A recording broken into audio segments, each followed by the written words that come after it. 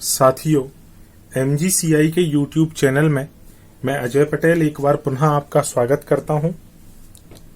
Quick revision या crash course की इस सीरीज में आज मैं आपके लिए सेल डिवीजन का लेक्चर नंबर 02 लेकर आया हूं।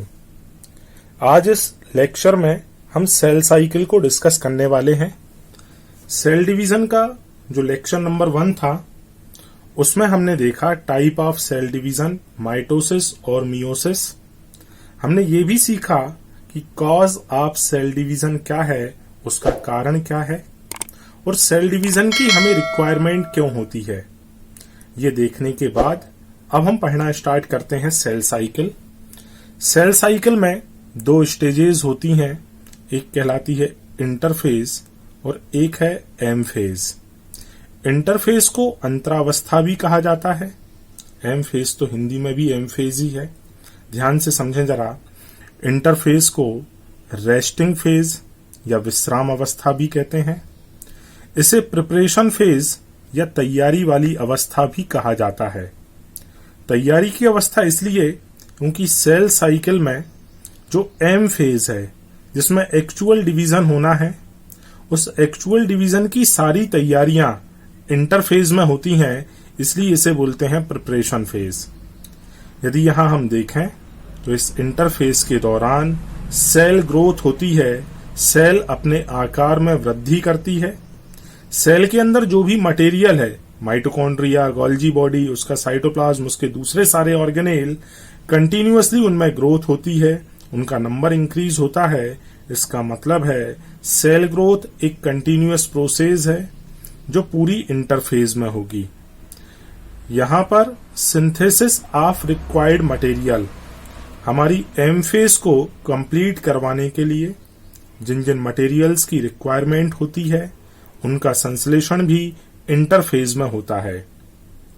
और सबसे इंपॉर्टेंट एम फेज के लिए हमें जरूरी होती है डीएनए की, क्योंकि अब डिवीजन जब होगा तो एक सेल से 2 सेल बनेंगी। पहले हमारे पास एक सेल थी, उसके अंदर एक न्यूक्लियस था, उसमें डीएनए था। अब जब 2 सेल बनेंगी तो दोनों के पास अपना अपना न्यूक्लियस रहेगा और दोनों के पास अपना इंडिपेंडेंट, अपना खुद का अपना ओन डीएनए रहेगा। इसका मतलब है हमें डीएनए को भी डबल करना होगा, डीएनए का भी रेप्लिकेशन करना होगा। तो डीएनए का रेप्लिकेशन भी इंटरफेज में ही होता है। ये जितनी भी प्रोसेस हैं, जितनी भी कंडीशंस हैं, ये सभी बहुत ज्यादा कोऑर्डिनेटेड तरीके से होती हैं, बहुत व्यवस्थित रूप से होती हैं। बोले इतने कोऑर्डिनेशन की रिक्वायरमेंट क्यों है? इसकी रिक्वायरमेंट है कि डिवीजन करेक्ट हो और डिवीजन के बाद जो 2 सेल बने, जो प्रोजेनी सेल्स बने, उनमें कंप्लीट इंटैक्ट जीनोम पहुंच पाए, उसमें वही जीनोम एंटर हो जाए जो जीनोम हमारी पेरेंटल सेल के पास प्रेजेंट था। यदि हम बात करें कि ये प्रोसेस किसके कंट्रोल में होंगी, तो ये सारी प्रोसेस होती हैं जेनेटिक कंट्रोल में, आनुवांशिक नियंत्रण में। यहां पर हम सेल साइकिल के टाइम पीरियड को देखें तो ईस्ट के सेल साइकिल में 90 मिनट का समय लगता है, जबकि जो ह्यूमन की सेल है, यूकैरियोटिक सेल है, इसके डिवीजन में 24 आवर का 24 घंटे का समय लगता है। बट इसमें से भी 95% से ज्यादा समय, लगभग 23 घंटे से ज्यादा का समय इंटरफेज में या तैयारी में जाता है। केवल 1 घंटा या इससे भी कम का समय एम फेज के लिए मिलता है। तो अभी हमने केवल ये सीखा कि सेल साइकिल जो है इसमें 2 फेज हैं, एक है इंटरफेज, एक है एम फेज। इंटरफेज या इसे हम बोलते हैं रेस्टिंग फेज, तैयारी अवस्था। एम फेज एक्चुअल डिवीजन की फेज है। इंटरफेज में 3 स्टेजेस हैं, G1, S and G2। M phase को हमने 4 भागों में बांटा है, prophase, metaphase, anaphase and telophase.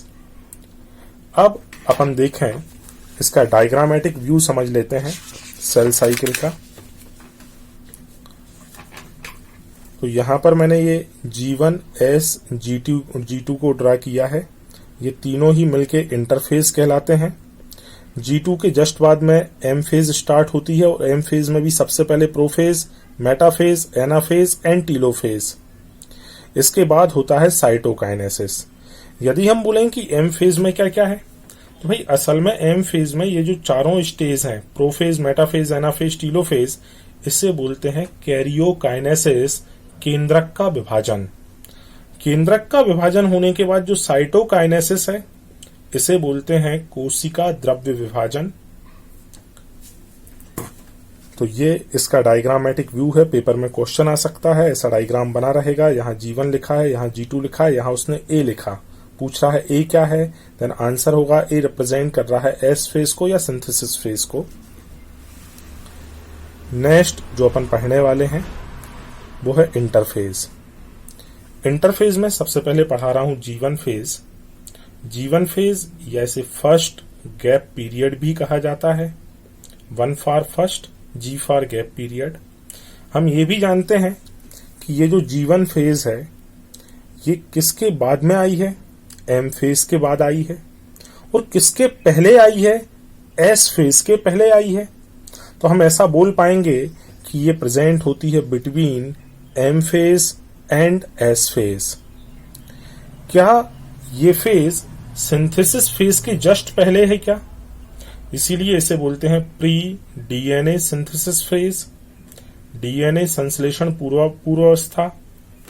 इस अवस्था के दौरान, इस स्टेज के दौरान सेल मेटाबॉलिकली एक्टिव रहती है, उपापचयी रूप से सक्रिय रहती है। उपापचय का मतलब है कि सेल में प्रोसेस चल रही है कैटाबॉलिज्म की और एनाबॉलिज्म की, लगातार उसमें मटेरियल का सिंथेसिस चल रहा है। इससे कंटिन्यूअसली सेल अपने आकार को ग्रो करेगी। इसी समय most of cell organelle increase हो जाते हैं। इसी समय, इसी G1 फेज के दौरान ही आरएनए का और प्रोटीन का संश्लेषण हो जाता है। इसका एक बहुत इंपॉर्टेंट क्वेश्चन वो पूछते हैं कि मैक्सिमम सेल ग्रोथ किस स्टेज में होती है? आंसर होगा G1 फेज में। तो G1 फेज में सेल मेटाबॉलिकली एक्टिव है, कंटिन्यूअसली ग्रो कर रही है, सेल ऑर्गेनेल ने अपने नंबर को इंक्रीज कर लिया है, यहाँ आरएनए और प्रोटीन का सिंथेसिस हुआ और मैक्सिमम ग्रोथ। अब देखें हम एस फेज को। एस फेज को बोलते हैं डीएनए संश्लेषण अवस्था, डीएनए सिंथेसिस फेज। क्या एस फेज के पहले G1 थी और एस के बाद क्या है G2, इसलिए इसे बोलते हैं between G1 and G2। Next है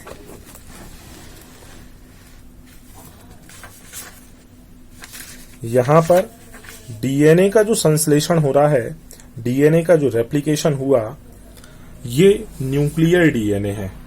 हम सभी जानते हैं सेल में दो टाइप का डीएनए है, एक न्यूक्लियर डीएनए, एक साइटोप्लाज्मिक डीएनए। न्यूक्लियर डीएनए मतलब न्यूक्लियस के अंदर जो है, बोले साइटोप्लाज्मिक। यदि हम यूकैरियोट सेल की बात करें तो प्लांट सेल में माइटोकॉन्ड्रिया एंड क्लोरोप्लास्ट दो ऐसे सेल ऑर्गेनेल हैं जिन्हें सेमी ऑटोनॉमस या अर्ध स्वशासी कोशिकांग कहते हैं, जबकि एनिमल सेल में केवल माइटोकॉन्ड्रिया ऐसा है जिसे सेमी ऑटोनॉमस या अर्ध स्वशासी कहते हैं। और ये जो सेमी ऑटोनॉमस सेल ऑर्गेनेल हैं जो साइटोप्लाज्म में प्रेजेंट हैं, इनके अंदर प्रेजेंट होता है डीएनए, जिसे हम बोलते हैं साइटोप्लाज्मिक डीएनए। तो रेप्लिकेशन ऑफ डीएनए यदि पूछे तब वो पूछता है न्यूक्लियर डीएनए के बारे में। ये हमेशा होता है एस फेज में। लेकिन वो पूछे replication of cytoplasmic DNA, means वो हमसे माइटोकॉन्ड्रियल डीएनए और जो प्लास्टिड मींस क्लोरोप्लास्ट का जो डीएनए है उसके बारे में पूछ रहा है। इसका रेप्लिकेशन सेल साइकिल की किसी भी स्टेज में, G1 में, S में या G2 में हो सकता है। अब चूंकि यहां रेप्लिकेशन ऑफ डीएनए हुआ, तो यदि S फेज के पहले initial amount of DNA 2C था और इस समय number of chromosome 2N diploid थे, तो S फेज के जस्ट बाद में डीएनए बढ़ के हो जाता है 4C, बट क्रोमोसोम का नंबर अभी भी 2N रहेगा, उसमें कोई भी इंक्रीज नहीं होगा, उसकी संख्या में कोई भी बढ़ोतरी नहीं होगी। यहां डीएनए संश्लेषण के अलावा हिस्टोन प्रोटीन का भी संश्लेषण होता है। इसके अलावा हम सभी जानते हैं एनिमल सेल में एक ऑर्गेनेल है जिसका नाम है सेंट्रियोल। इसका भी डुप्लीकेशन, इसका भी संश्लेषण हमारी एस फेज के दौरान ही हो जाता है। अब हमें पढ़ना है G2 फेज। इसे बोलते हैं सेकेंड गैप पीरियड। क्योंकि G2 फेज एस के बाद में आई है इसलिए बोलते हैं post DNA synthesis phase. M phase के जस्ट पहले है इसलिए बोलेंगे प्री माइटोसिस फेज। इसके अलावा इसे actual preparation of M phase भी कहते हैं। एम फेज की एक्चुअल प्रिपरेशन क्यों कह रहे हैं? असल में एम फेज को कंप्लीट करवाने के लिए जो हमें क्रोमोसोम का सेपरेशन करवाना होगा, क्रोमोसोम की स्प्लिटिंग करवानी होगी, उस स्प्लिटिंग के लिए हमें लगते हैं स्पिंडल फाइबर। और स्पिंडल फाइबर को बनाने वाला जो प्रोटीन है जिसे हम बोलते हैं ट्यूबुलिन प्रोटीन, उस ट्यूबुलिन प्रोटीन का सिंथेसिस होता है G2 फेज में। देखें, सबसे पहले हमने प्रोटीन संश्लेषण पढ़ा जीवन में, हिस्टोन प्रोटीन हमने पढ़ा एस फेज में, और ट्यूबुलिन प्रोटीन का संश्लेषण होता है G2 फेज में। तो अब यहाँ क्वेश्चन उठता है, बोले सर पेपर में यदि हमसे जनरल प्रोटीन सिंथेसिस पूछ लें किस फेज में होता है, आंसर होगा G1 फेज। यदि G1 S, G2 और M दिया है तो आंसर क्या होगा? G1 phase. अब यही चारों ऑप्शन है G1 S, G2 M, वो हमसे पूछ रहा है हिस्टोन प्रोटीन का संश्लेषण कहाँ होगा, आंसर होगा S फेज। यही चारों ऑप्शन है वो हमसे पूछ रहा है ट्यूबुलिन प्रोटीन का सिंथेसिस कहाँ होगा, आंसर होगा G2 फेज। अब मैं ऑप्शन चेंज कर रहा हूँ, पहला ऑप्शन है G1, सेकंड है S, थर्ड है G2, फोर्थ है ऑल ऑफ दीज, ये सभी। और अब वो क्वेश्चन पूछ रहा है प्रोटीन संश्लेषण कहाँ कहाँ होता है, तो आंसर होगा ऑल ऑफ दीज, क्योंकि इन तीनों में प्रोटीन संश्लेषण की प्रक्रिया होती है।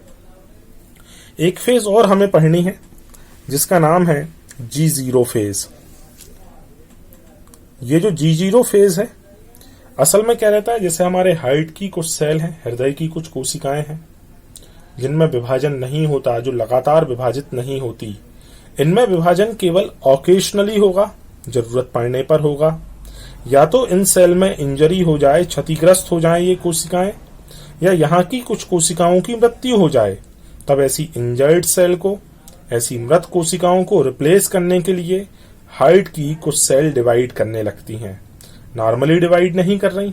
बोले डिवाइड क्यों नहीं कर रही हैं? असल में वे कोशिकाएं G1 फेज से निकल के G0 फेज में या शांत अवस्था में एंटर कर गई। पहले कहाँ थी वो? G1 में, जो मेटाबॉलिकली एक्टिव थी। G0 भी मेटाबॉलिकली एक्टिव है, बट इस G0 में और आगे प्रोलिफरेशन मतलब डिवीजन नहीं हो पाएगा।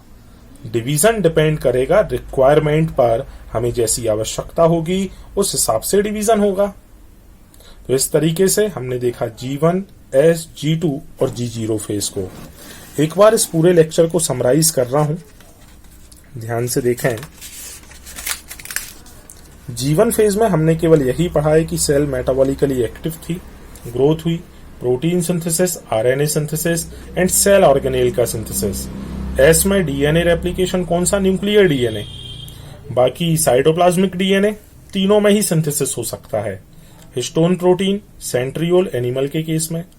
G2 में स्पेशल प्रोटीन ट्यूबुलिन का सिंथेसिस हुआ, और G0 को क्विसेंट स्टेज कहते हैं।